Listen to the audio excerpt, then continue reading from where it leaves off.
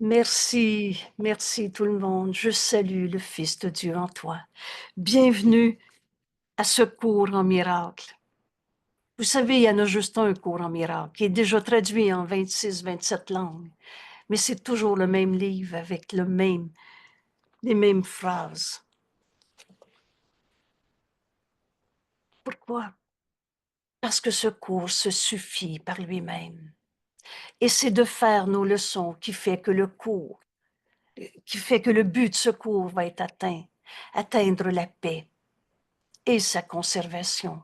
Et c'est dans la paix que je peux entendre la voix de Dieu en moi, réinterpréter tout ce que je voyais. Et je viens de mettre le verbe au passé. Parce que je ne peux pas garder les deux mondes en même temps. Je ne peux pas garder, c'est terrible ce qui arrive aujourd'hui dans le monde. Et en même temps, entendre la voix de Dieu à partir de ce petit repère, mais il y a une autre manière de voir ça. Rappelez-vous, ça c'est la phrase déclencheur qui a fait qu'un jour, d'une manière ou d'une autre, tu as fait « Mon Dieu, aidez-moi ». Et ce cours a été la réponse que tu avais demandée. Parce que dans ce cours, on apprend à voir le monde différemment. Et c'est notre leçon. On va voir le monde comme le Saint-Esprit nous le montre, avec des yeux qui pardonnent.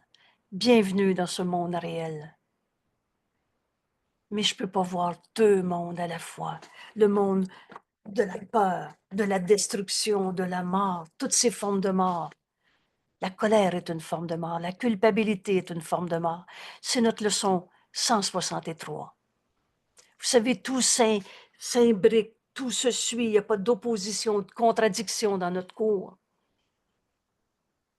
Et on commence par la leçon 1, 2, 3. On est rendu à la leçon 12 et j'inclus présentement nos leçons pour comprendre nos leçons 10 et 11. Pour comprendre, je suis contrarié. Chaque fois que je suis contrarié, c'est parce que je vois un monde insignifiant. Et je vous ai mis dans ce papier parchemin. Ce qui est insignifiant n'est ni bon ni mauvais. Comme toujours, quand j'écris ici un mot ou une idée, c'est qu'elle est mot à mot explicitée dans cette leçon. Et on va le comprendre. Je suis contrarié parce que je vois un monde insignifiant que Dieu n'a pas créé. Mais c'est mes pensées insignifiantes. Rappelez-vous maintenant la leçon 10. Un préalable à la vision. L'accent dans cette leçon 10, mes pensées ne signifient rien parce qu'en fait, me montre un monde que Dieu n'a pas créé. Et ce manque de réalité dans nos pensées, où est cette expression « on pense penser ». En fait, on a l'esprit vide, on rêve, on radote, on hallucine, mais on ne pense pas. Et rappelez-vous, j'ai cité un exemple qu'on va revoir plus loin dans les leçons. Penser, c'est penser avec Dieu, comme Dieu. Est-ce que Dieu pourrait avoir peur de la maladie? Alors, la peur de la maladie est une pensée qui ne signifie rien. Et je suis contrariée parce que je vois un monde à partir de mes pensées insignifiantes. Alors ce monde que je vois en soi ne signifie rien. Et ce qui est insignifiant n'est ni bon ni mauvais. Mes pensées insignifiantes me montrent un monde insignifiant. Jésus nous a dit dans notre leçon 11 d'hier, et si vous ne l'avez pas faite, refaites-la. Refaites la leçon 11 pour comprendre celle d'aujourd'hui. Parce qu'alors, on a la base pour plus jamais souffrir en ce monde. L'importance de cette idée réside dans le fait, un fait, une réalité, qu'elle contient la correction d'une distorsion majeure de la perception. Tu as donné un sens au monde qui en fait est faux, ne signifie rien parce que tu as vu des pensées insignifiantes projetées sur ce monde. C'est pas le Fils de Dieu qui est insignifiant. C'est comme tu vois ton frère.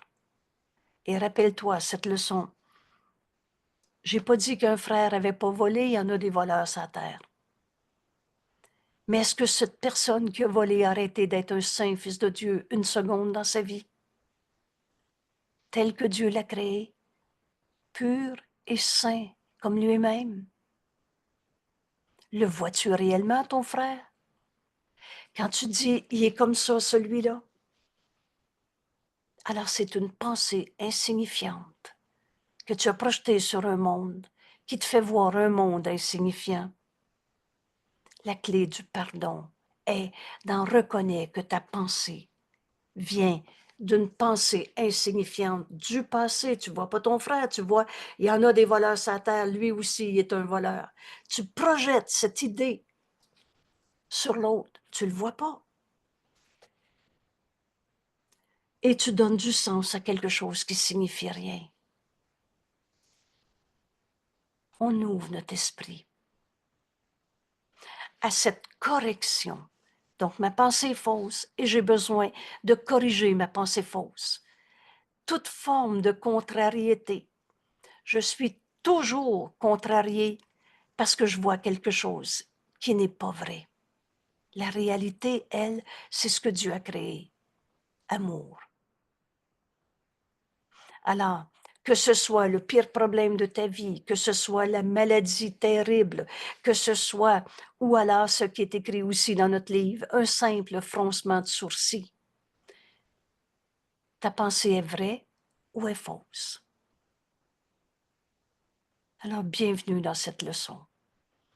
Hier, on avait la clé du pardon qui suit le préalable à la vision. Et maintenant, on va comprendre comment dépasser ce monde insignifiant qu'on voit, auquel on a donné du sens, jusqu'à dire c'est ça la vraie vie, c'est normal de souffrir et on va tous en mourir. La vie, ça donne pas de la mort. La vie, c'est Dieu, et Dieu peut pas mourir. Et toi, fils de Dieu, créé pareil à lui-même, de mort, il n'y en a pas. Alors, il y a une autre manière de voir ça. Et c'est ça qu'on est en train d'apprendre. Je suis contrariée parce que je vois, supposément vois, un monde insignifiant. Et ce qui est insignifiant n'est ni bon ni mauvais. L'importance de cette idée réside dans le fait qu'elle contient la correction d'une distorsion majeure de nos perceptions. Tu penses que c'est un monde effrayant qui te contrarie, un monde triste, un monde violent, un monde insane. Mais c'est toi qui lui donne ses attributs. Il est en colère, la colère me fait peur. Je perds mes moyens, je me sens insécurisée, j'ai peur que ça recommence, etc. Tu vois à partir du passé. Tu vois pas ton frère tel qu'il est. Tu vois ce que tu projettes sur lui, sur toi. Et tu vois, tu donnes du sens à partir de cette séparation où tu juges l'autre, ton attaquant. Tu te sépares. Nos esprits sont joints. Mais c'est toi qui donnes du monde, des attributs à ton frère. Et ce monde en soi est insignifiant. C'est pas ton frère, saint fils de Dieu, qui est insignifiant. C'est comme tu le vois, à partir de tes pensées insignifiantes que tu projettes sur le monde. C'est pas Dieu qui est insignifiant. C'est pas toi qui est insignifiant. C'est pas la vie en toi qui est insignifiante. C'est comme tu perçois à partir de tes pensées insignifiantes que tu projettes sur le monde. Ce monde en soi est insignifiant. Et ces exercices, alors, voilà ce qu'on va apprendre aujourd'hui. Et vous allez voir comment ce cours est bien fait. Et on va en faire l'expérience. Et là, de façon très claire, très explicite. Et ces exercices se font les yeux ouverts. Nous sommes à la leçon 12, on va faire l'exercice comme elle nous est enseignée maintenant, et non pas en extrapolant comme l'ego voudrait faire, parce que l'ego, rappelez-vous que l'ego veut faire tout pour que tu n'apprennes pas ce cours. Pourquoi? Bien, parce qu'il va disparaître, l'ego n'existe pas. Le Fils de Dieu n'a pas d'ego. Comment Dieu aurait créé un morceau de toi qui est petitesse, qui doit évoluer pour devenir le Saint Fils de Dieu? On n'est pas en train d'évoluer. Nous sommes tels que Dieu nous a créés. Mais on est en train de se sortir de nos rêves, de nos perceptions, de nos contrariétés, parce qu'on voit un monde insignifiant qui vient de nos pensées insignifiantes, qui m'a montré un monde insignifiant. Ce monde en soi est insignifiant. Alors venons faire notre leçon aujourd'hui. Et ce que j'appelle les deux doigts s'alignent. Donc, la méthode de travail. Regarde autour de toi, les yeux ouverts, regarde autour de toi. Et cette fois-ci, Jésus précise, lentement et même très lentement. Essaie de régler ton regard pour qu'il passe lentement d'une chose à l'autre, avec un intervalle assez constant. Donc, il n'y aura pas d'application de la leçon qui va demander plus d'efforts, plus d'émotion, plus de signification. Le monde que je vois, à partir de mes yeux qui regardent, j'ai donné du sens à quelque chose qui signifie rien. Rappelez-vous, je ne suis jamais contrariée pour les raisons auxquelles je pense. On est en train d'apprendre à séparer l'insignifiant du signifiant. C'était notre leçon 4. Ne permets pas que cet intervalle devienne notablement plus long ou plus court, mais essaie plutôt. Et là, je souligne le mot essaie. Demande-toi pas si tu vas réussir, décide que tu vas essayer. Essaie plutôt de maintenir un rythme égal et régulier d'un bout à l'autre de l'exercice. Ce que tu vois n'a pas d'importance. Ce que tu vois n'a pas d'importance, c'est cela que tu t'enseignes. Alors ici, j'ai la photo de ma maman qui est décédée. Cette photo n'a pas d'importance.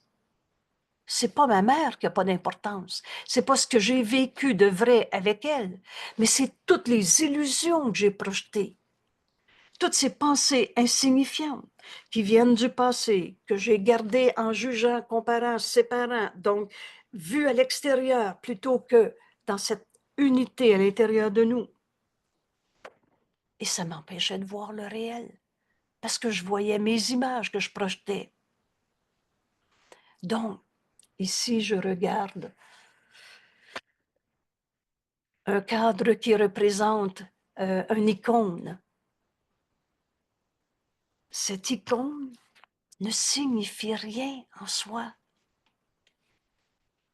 est insignifiante. C'est le sens que j'y ai donné. C'est beau, c'est pas beau. Mais ce qui est insignifiant n'est ni bien ni mal. Alors, n'a aucune importance. C'est cela qu'on s'enseigne aujourd'hui en accordant une attention égale, un temps égal à tout ce sur quoi ton regard se pose. C'est une étape initiale. Prenons le cours comme il nous est enseigné et Jésus nous dit, c'est une étape initiale pour apprendre à accorder à toute chose une valeur égale. Ce qui est vrai, a toujours été vrai, sera toujours vrai, et tout le reste est insignifiant, n'a pas d'importance. En regardant autour de toi, dis-toi, ce que je pense que je vois un monde apeurant. J'ai à côté de moi ici des petites cartes du salon funéraire de personnes qui sont décédées autour de moi. Ce que je pense de la mort de quelqu'un est insignifiant et n'a pas d'importance. Oublie tout ce que tu t'es appris de la mort, du salon funéraire, du deuil. Je pense que je vois un monde apeurant, dangereux, hostile, un monde triste, un monde méchant, un monde fou, ainsi de suite, en utilisant les termes descriptifs qui te viennent à l'esprit. Je pense penser. Et si, cette note ici est importante aussi, et si les termes qui te viennent semblent plus positifs que négatifs, inclus-les. Par exemple, tu pourrais penser à un monde bon, un monde satisfaisant, mais en même temps, si de tels termes te viennent à l'esprit, utilise-les avec les autres. Et Jésus explique pourquoi. Tu ne comprends peut-être pas encore pourquoi ces adjectifs de positifs ont leur place dans ces exercices. Mais souviens-toi qu'un monde bon en suppose un mauvais, qu'un monde de perte, de mort, insatisfaisant en suppose, c'est-à-dire un monde satisfaisant en suppose un monde insatisfaisant. Tous les termes qui te passent par l'esprit sont des sujets convenables pour cet exercice aujourd'hui. Et là, je devance le texte en disant 1 minute, 3-4 fois. Encore une fois, je ne ferai pas de tout ce que je vois n'a pas d'importance. Mais utilise cette idée dans ta minute d'exercice aujourd'hui pour ouvrir ton esprit, pour aller plus loin que ce que tu penses penser. Que toutes ces contrariétés, c'est à cause de. Tu vois un monde de coupables, de je suis malade à cause de, il est malade à cause de. Toutes ces formes de contrariété, c'est parce que tu vois un monde insignifiant et ce monde insignifiant te vient de tes pensées insignifiantes. Toutes les pensées de ton monde que tu regardes, dis bon ou mauvais, utilise-les. Et leur apparente qualité n'a pas d'importance. Assure-toi que les intervalles de temps restent les mêmes, que tu appliques l'idée à ce que tu penses agréable ou à ce que tu penses désagréable. Au fin de ces exercices, encore une fois, 3-4 fois 1 minute, il n'y a pas de différence entre les deux. Alors, c'est de la malhonnêteté intellectuelle que de dire « Oui, je l'ai lu, là. Il n'y a pas de différence entre il est malade. C'est pas vrai qu'il n'est pas malade. La maladie n'existe pas. » Et là, toute cette distorsion du cours. Mais le sens que tu as donné à la maladie est une pensée insignifiante. Et rappelle-toi, on prépare notre esprit à ce renversement complet de notre monde, comme on le voyait, parce qu'on le voyait à partir de nos pensées insignifiantes. Je pardonnerai et ceci disparaîtra. Et à la fin de notre période d'exercice, et c'est ici la clé qui va comprendre, qui va nous expliquer notre leçon. Mais je suis contrariée parce que je vois un monde insignifiant. La maladie en soi est insignifiante, ni bon ni mauvais. Ce qui est insignifiant n'est ni bon ni mauvais. Voulez-vous reliser cette phrase, ces 2 phrases, 3 fois, 8 fois si vous voulez. Mais comprenons que c'est le chemin qu'on est en train de faire avec Jésus. Et au lieu d'essayer de se l'expliquer avec toute la psychologie qu'on s'est enseignée, avec toutes les religions, avec tout le sens qu'on avait donné au bien et au mal, faisons ce leçon comme Jésus nous l'enseigne. Je ne suis jamais contrarié. Alors toutes les formes de contrariété, tristesse, colère, j'ai mal, il a mal, j'ai peur. Et mettez toutes les peurs. J'ai peur de manquer de l'argent. J'ai peur de sa colère. J'ai peur. J'aime pas mon travail. C'est une peur, ça aussi. À chaque fois qu'on est contrarié, c'est toujours parce que je vois un monde insignifiant. Mais soyons honnêtes pendant une fraction de seconde. Si c'est insignifiant, c'est ni bon ni mauvais. Ça signifie rien.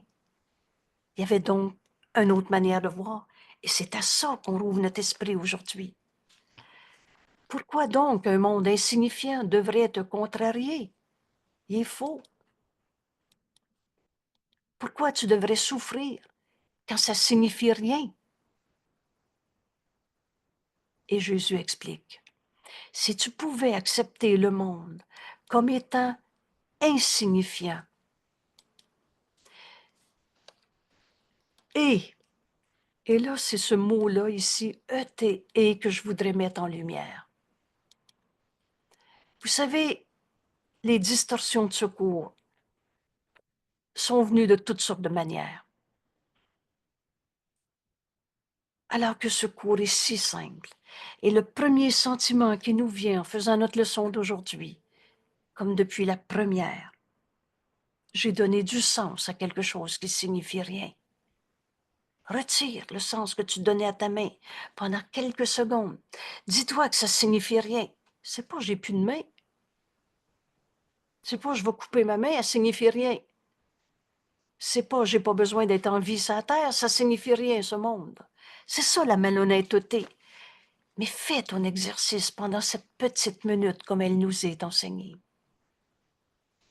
Alors, voilà où ça nous conduit. Si tu pouvais accepter le monde comme étant insignifiant et E-T-E, et par conséquent, et donc, laisser la vérité y être inscrite pour toi, cela te rendrait indescriptiblement heureux. Voilà l'exercice. C'est pas ce monde signifie plus rien. Merci, bonjour. Aussi bien mourir au plus vite alors. Et vous savez, de mort, il n'y en a pas. Ce cours nous amène à notre réalité. Que suis-je? Et nous sommes en vie. Et cette vie, c'est Dieu. Et la seule chose que tu as apportée avec toi quand tu es arrivé en ce monde, c'est la lumière. La lumière, c'est Dieu. C'est la vérité éternelle. Toi, fils de Dieu, tu es venu apporter la lumière au monde. Et le moyen, c'est le pardon de toutes les illusions, de pensées insignifiantes qu'on a projetées sur ce monde. Rappelez-vous hier, la clé du pardon, mais c'est mes pensées insignifiantes qui m'ont montré un monde insignifiant. La maladie, Dieu ne l'a pas créée. La création de Dieu est éternelle, immuable, inchangeable. Est-ce que tout le monde est malade tout le temps? Parce que la vérité ne change pas d'une personne à l'autre. Elle est éternelle. Alors la maladie, en soi, est insignifiante. Le monde, en soi, est insignifiant. La peur, en soi, est insignifiante. Toutes nos contrariétés, alors les rancœurs, les blessures du passé, le petit enfant blessé et tout ce qu'on a inventé, tout ça est insignifiant. Ce que tu vois n'a pas d'importance, c'est ça qu'on est en train de s'enseigner. Parce que ça vient d'une pensée insignifiante qui m'a montré un monde insignifiant. Je pense que je vois pas. Je ramène ma pensée du passé et je la radote, je la répète. Je vois un monde de peur, apeurant. Je vois un monde de méchants, de coupables, comme un saint fils de Dieu, pour arrêter d'être saint fils de Dieu. Oh, c'est sûr que notre leçon, on va aller plus loin après. Mais quand je vais enseigner aujourd'hui, dans ce petit exercice de 1 minute où je vais regarder les choses autour de moi et je vais ajouter, attribuer, mais ce que je vois ne signifie rien, c'est moi qui ai donné du sens à quelque chose qui en soi ne signifie rien.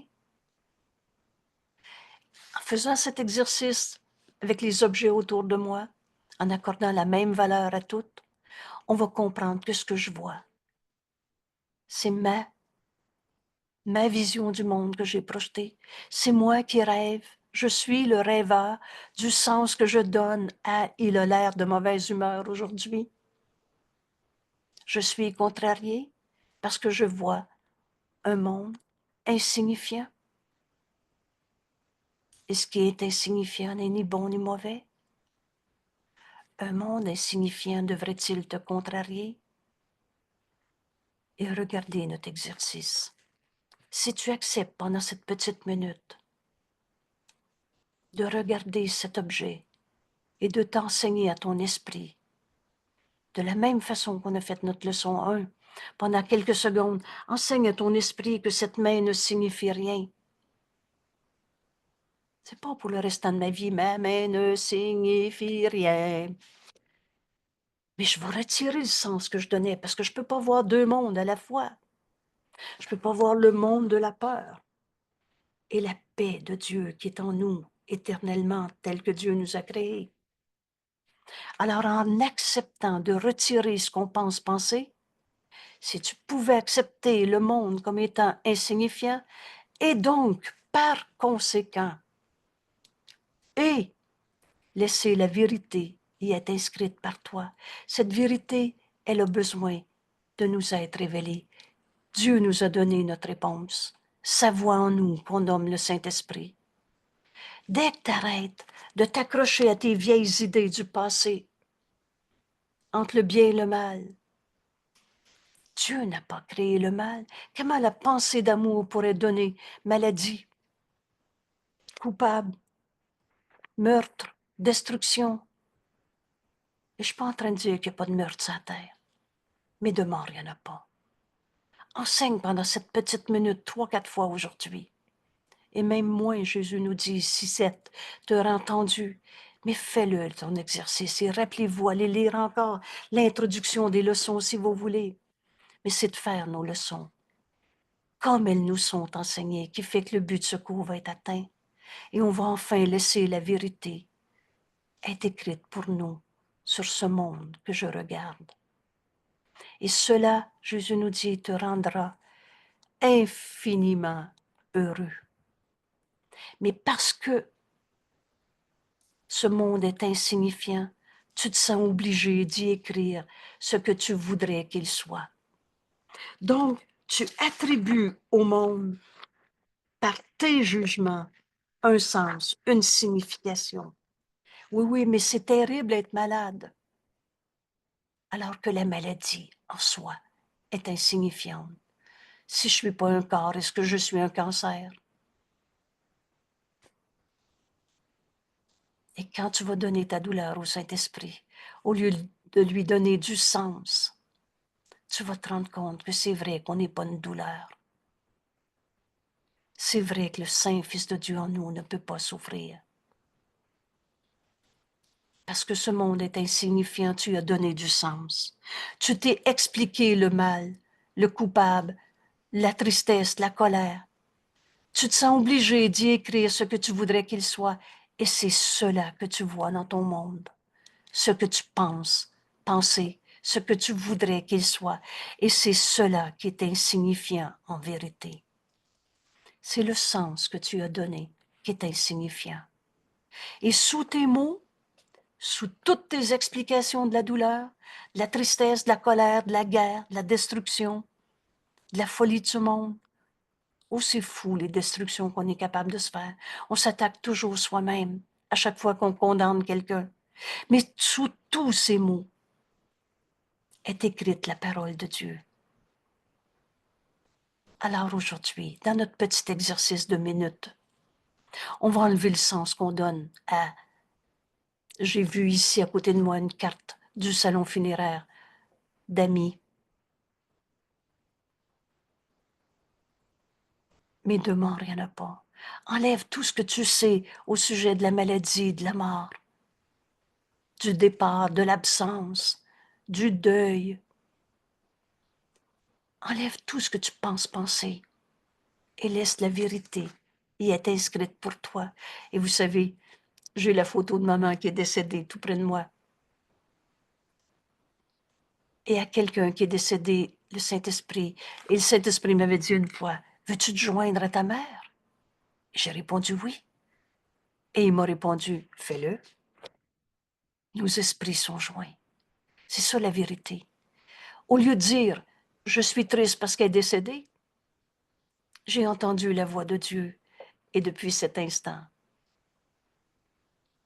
J'ai toujours été un avec maman, dès que j'y pense. Et au lieu de vivre l'illusion de peine, de peur, de mort, je partage le bonheur de son amour éternel. Les pensées vraies arrêtent pas d'être vraies. Alors retire le sens que tu avais donné d'une petite carte funéraire.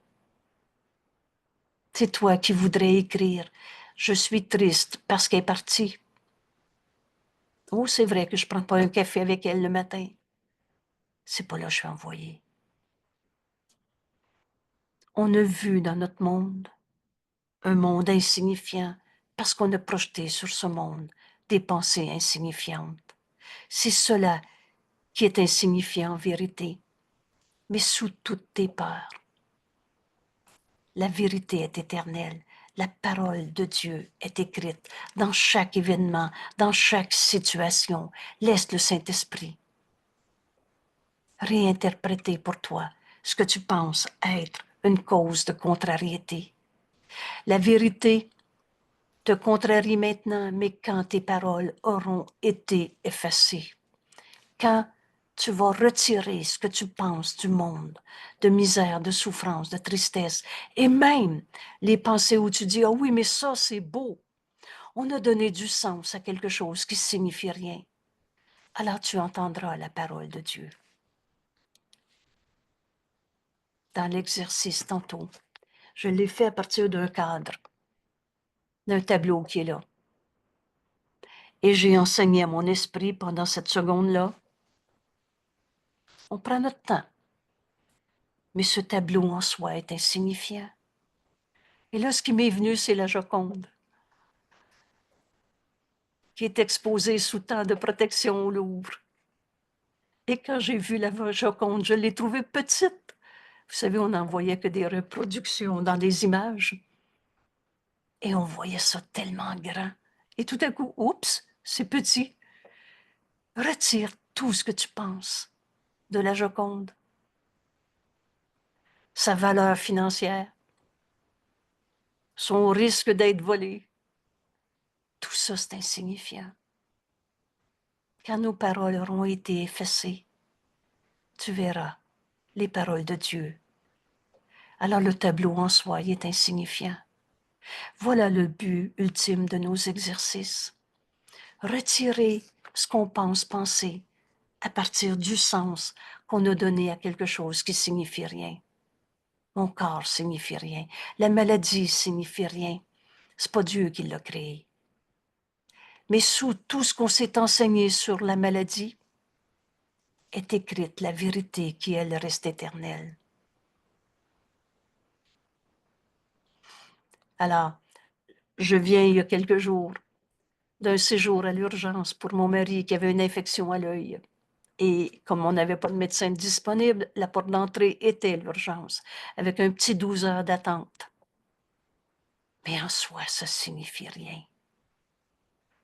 Et on a eu tout ce qu'il fallait. Entre autres, on est venu se reposer quelques heures à la maison, et etc. On a toujours tout ce qu'il nous faut. Toujours. On ne peut pas manquer de rien.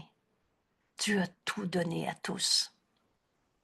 Et tout à coup, au lieu de voir un malheur, une peur, un problème, on a retiré du sens qu'on donnait à ce qui ne signifie rien. La maladie est insignifiante. Et quand on est revenu chez nous à 3 heures du matin, je me permets de le dire maintenant, ensemble, ça fait partie de notre habitude de fin de journée. On fait cette prière à notre Père. Pardonne-nous nos illusions, Père, et aide-nous à accepter notre véritable réalité telle que tu nous as créée. On va se pardonner de s'être trompé en se voyant comme des corps malades. Et ce soir-là, quand on a fait notre prière, cette unité, cette vérité éternelle, au-delà de tout ce qui s'appelle maladie, urgence, peur et tout ce que vous voulez, tout ça c'est insignifiant. Sous tes mots est écrite la parole de Dieu. Alors, on va faire cet exercice d'une petite minute environ. Il suffira d'appliquer l'idée d'aujourd'hui 3 ou 4 fois. Les périodes d'exercice ne devraient pas non plus excéder 1 minute. Alors, je ne sais pas comment ça pourrait être écrit plus clairement que ça. Et il se peut même que tu trouves ça long, alors arrête l'exercice lorsque tu commences à être tendu. Et en même temps, rappelez-vous, à chaque fois qu'on est contrarié aujourd'hui, le Saint-Esprit qui travaille si bien va nous ramener à notre leçon. Mais je suis contrarié parce que je vois un monde insignifiant. Rappelez-vous notre leçon numéro 5. Je suis jamais contrarié pour la raison à laquelle je pense. J'ai donné du sens à quelque chose qui signifie rien. La vérité est éternelle. La maladie ne l'est pas. Pardonne-nous nos illusions, Père, et aide-nous à accepter notre véritable relation avec toi, dans laquelle il n'y a pas d'illusion, et où nulle, parenthèse, illusion, ne pourra y entrer. Notre sainteté est la tienne. Que peut-il y avoir qui ait besoin de pardon quand la tienne est parfaite? Le sommeil de l'oubli. On est contrarié parce qu'on a tombé endormi. On a rêvé, on a donné du sens à nos rêves de jeux séparés qui signifient rien. Le sommeil de l'oubli n'est que l'indésir de se souvenir de ton pardon. Comme Dieu pardonne, lui que jamais condamné. Et se souvenir de ton amour. Vous savez cet exercice, et on va apprendre. Un instant suffit. Accepte. Fais ce rêve heureux. Vous savez que le pardon, Jésus nous dit, c'est comme un rêve heureux. C'est-à-dire un rêve qui va t'amener à te réveiller de tes rêves plutôt qu'en faire d'autres substitutions. Angèle, Oui, s'il te plaît. est-ce que ça serait important, je crois, de noter cette prière-là? Oui. C'est le texte 16, le chapitre 16 à la page 375. Voilà. Merci. Et aide-nous, Père, à accepter uniquement ce que tu nous as donné. Alors, qu'est-ce que Dieu nous a donné? Dieu ne nous a pas donné le mal, la maladie, la colère, la contrariété. Dieu ne nous a pas donné la peur. Tu as 2 émotions dans ce monde, l'amour ou de la peur. L'amour, c'est notre réalité. La peur, c'est nos pensées insignifiantes qu'on a projetées sur un monde. Et ce monde que je regarde est insignifiant en soi. Il n'est pas notre réalité. Et je ne suis pas en train de dire qu'il n'y a pas de maladie sur la Terre, mais je suis en train de dire que cette maladie signifie rien. Et quand on va enlever nos pensées qu'on avait inscrites sur le monde, c'est terrible être malade, c'est à cause de, c'est qui le coupable? Alors on va laisser de la place sous nos mots pour entendre la voix de Dieu en nous. Et quand on va effacer ces paroles, tu verras les siennes. On verra enfin le plan de Dieu au lieu du plan qu'on s'était fait dans notre monde. On s'était trompé. On a tombé endormi, on a rêvé, on a continué de croire aux rêves et on est en train de se réveiller. Et rappelez-vous ce cours. C'est des milliers d'années en moins de travail. Ça fait probablement longtemps qu'on croit au péché, au mal, au coupable et qu'on projette sur notre monde ce qu'on pense vouloir. Si tu pouvais accepter le monde comme étant insignifiant et par conséquent, voulez-vous, on ne va plus jamais oublier ce mot E-T-E. Et, c'est pas le monde est insignifiant, point. Il n'y a rien de réel dans ce monde, point. Il y a un E-T-E. Alors, l'honnêteté, c'est réécrit pas le cours, prends-les comme il est écrit. Donc, retire du monde ce que tu pensais penser dans cet exercice en regardant des objets autour de toi une petite minute et laisse la vérité y être inscrite pour toi.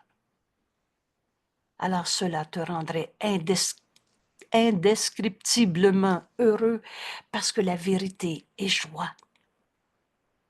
Dieu ne nous a pas demandé de souffrir sa terre, c'est pas sa volonté, c'est pas la nôtre non plus. Alors on s'est trompé.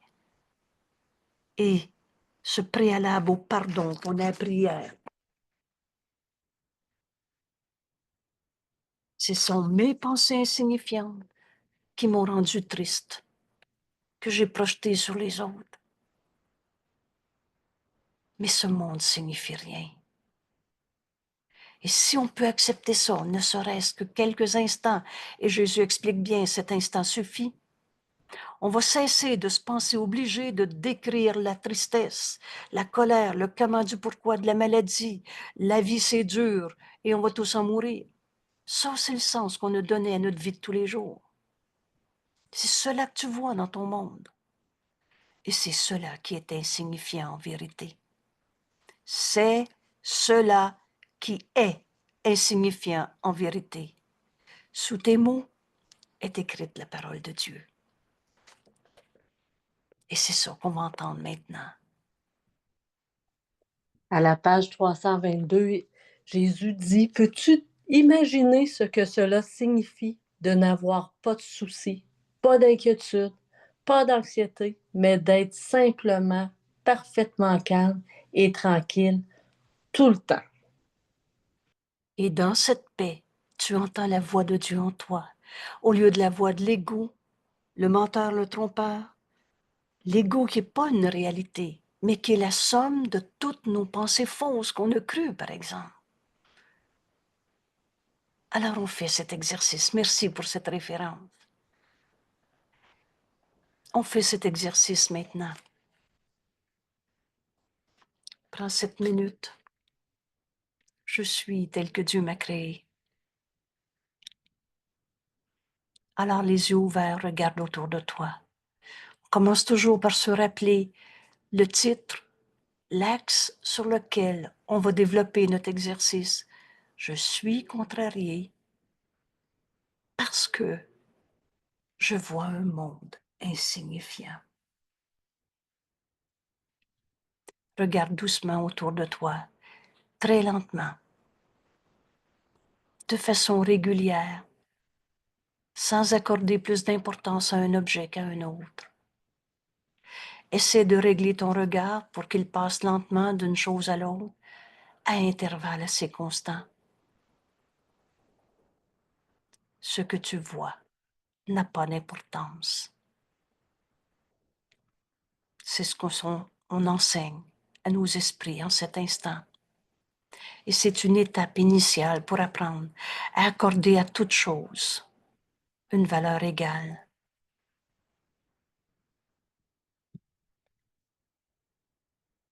Je pense que je vois un monde triste, dangereux, ou un monde beau, positif. Utilise-les l'un comme l'autre. Leur apparente qualité n'a pas d'importance.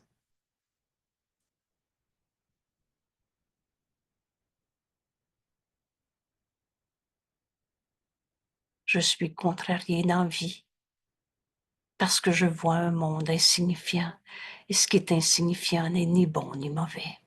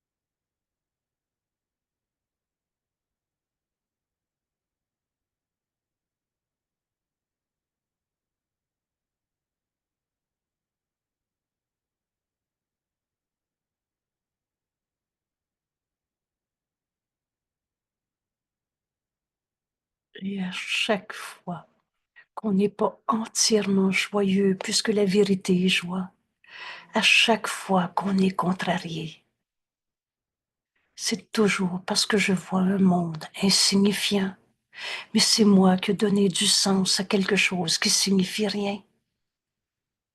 Et ce qui est insignifiant n'est ni bon ni mauvais. Il n'en est rien. On reconnaît cette miséricordieuse réponse dès qu'on donne au Saint-Esprit notre peur, notre tristesse, notre souffrance. Pourquoi donc un monde insignifiant devrait te contrarier? Si tu pouvais accepter pendant cette petite minute qu'on va refaire 3-4 fois aujourd'hui, accepter le monde comme étant insignifiant, alors tu peux ouvrir ton esprit et laisser la vérité y être écrite pour toi. Cela te rendrait indescriptiblement heureux. Mais parce que tu vois un monde insignifiant, tu penses obligé d'expliquer la douleur, la colère, le comment du pourquoi, tu te sens seul, et etc. Tu te sens obligé d'y écrire ce que tu voudrais qu'il soit. Et c'est cela que tu vois dans ton monde. Et c'est cela qui est insignifiant en vérité. C'est pas mon frère qui est insignifiant. C'est pas toi qui es en vie dans ce corps qui est insignifiant. C'est comment tu vois ton corps. Tu y donnes du sens qui en soi signifie rien. Et ces pensées insignifiantes, tu les vois accrochées au passé, te donner du sens à quelque chose qui signifie rien. Tu vois à l'extérieur de toi, dans le jugement, en séparant, comparant, condamnant. Il y a toujours un plus et un moins dans nos jugements. C'est cela que tu vois dans ton monde, dans ton frère. Mais sous tes mots est écrite la parole de Dieu. Et la vérité te contrarie maintenant. Dis-moi quand même pas que je suis comme celui-là. Un saint fils de Dieu est comme un saint fils de Dieu. Et ce qui te contrarie maintenant, c'est parce que tu gardes ce que tu as écrit sur le monde. Mais quand tes paroles auront été effacées, alors tu verras la parole de Dieu, les siennes. Voilà le but ultime de nos exercices. Retirer le sens qu'on avait donné à ce monde insignifiant qui vient de nos pensées insignifiantes et laisser le plan de Dieu s'accomplir en nous. Être le messager de Dieu au lieu du messager de la peur, de l'ego et de ses insignifiances qui sont tous fausses. Merci. Et je te souhaite ce bonheur de faire ton exercice pendant des petites minutes aujourd'hui. Et qu'à chaque fois que tu vas retrouver une contrariété dans ta vie, prends la décision, maintenant, de demander au Saint-Esprit de te rappeler que cela n'a pas besoin d'être. Et le Saint-Esprit, dans tant d'amour, je comprends sa parole de Dieu en nous, nous dit, rappelle-toi ta leçon. Je suis contrariée parce que je vois un monde insignifiant. Et ce qui est insignifiant n'est ni bon ni mauvais, et juste, sans signification. C'est ce monde qu'on a pris pour notre vraie vie de tous les jours. Ce monde, comme tu le vois, est insignifiant. La maladie de mon mari est insignifiante. C'est pas mon mari qui est insignifiant. Il est un saint fils de Dieu. Le soi qu'on partage. Le Christ en lui qui m'est envoyé. Mais quand je vois une maladie en lui, je vois rien. Je vois un monde insignifiant parce que j'ai projeté sur lui des pensées de peur insignifiantes. Merci tout le monde. Belle journée. C'est facile en faisant notre cours en miracle. Le but de ce cours, c'est atteindre la paix. Tout ce qu'on va faire, c'est avec joie, le sacrifice de toutes nos peurs. Et Jésus ajoute, et c'est le seul sacrifice qui t'est demandé. Je sacrifie avec joie toutes mes peurs, toutes mes contrariétés. Ils viennent d'un monde que je regarde à partir de mes pensées insignifiantes qui signifient rien. Et quand on arrête d'expliquer le mal, on laisse de la place dans notre esprit pour entendre la voix de Dieu en nous. Belle journée tout le monde. On se voit ce soir. Et à ce soir. Merci. On est dimanche soir, 19h30. On va Ce faire soir. en sorte d'être indescriptiblement heureux aujourd'hui. Parce que à chaque fois que la peur va se présenter au bout du nez, tu vas te rappeler, hey, c'est une pensée insignifiante qui me montre un monde insignifiant. Exactement. Et au besoin, on va refaire la leçon 2 fois, 3 fois. C'est 3, 4 fois qu'il nous est proposé. Et c'est pas nécessaire de faire plus. Voulez-vous, on va se donner comme consigne. Le cours, c'est le cours, on l'a souvent répété. Alors maintenant, étudier nos leçons, c'est faire nos leçons comme elles nous sont enseignées, plutôt que les réécrire à notre manière. Et vous allez voir la puissance de chacune de ces leçons. Ouvrir notre esprit à une vérité qui est au-delà de ce qu'on est même capable de concevoir dans ce monde. Merci, le bonheur n'a pas de fin, comme tu viens de dire, Dominique. Merci. Merci, Angèle. Merci tout le monde. À ce soir ou à demain. Merci. Bye.